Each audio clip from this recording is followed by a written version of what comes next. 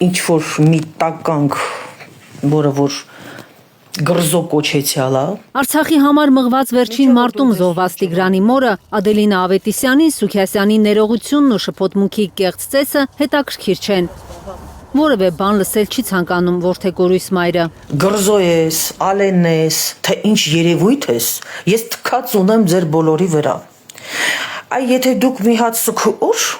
նշանակեիք, գուցե եւ կիմանայիք Արցախում մի օրվա մեջ ինչքան զոհ է եղել։ Եթե մի փոքր հետամուտ լինեիք, այ փալասներ, փողոցայիններ, ուրիշ խոսք չկա, դուք պարոն չեք, դուք փողոցային եք բոլորդ։ Այ եթե դուք մի փոքր էլ հետամուտ լինեիք, հաստատ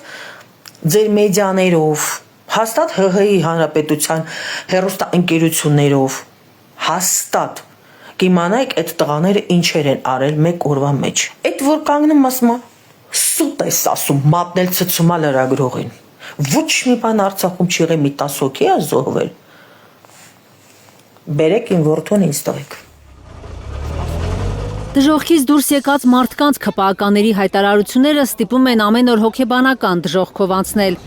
Արցախցիների կարծիքով Սուքիասյանն իր հայտարարությամբ հոգեբանական ահաբեկչության է ենթարկել ադրբեջանական ագրեսիայի օրերին հերոսաբար կռված զինծառայողներին եւ կամավորներին, զոհվածների, անհետ կորածների եւ գերեվարվածների հարազատներին։ Այն որ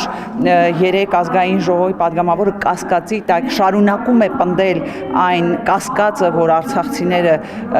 չեն կռվել 2023 թվականին, դա խոսում է նաև պետական քաղաքականության եւ պետական վերաբերմունքի մասին։ Ինչ տարբերություն ասել է 10 զոհ են տվել, թե 210 զոհ են տվել ուղղել է, բայց փաստը մնում է այն, որ նա կասկածի տակ է դնում, որ այդ մարդիկ այնտեղ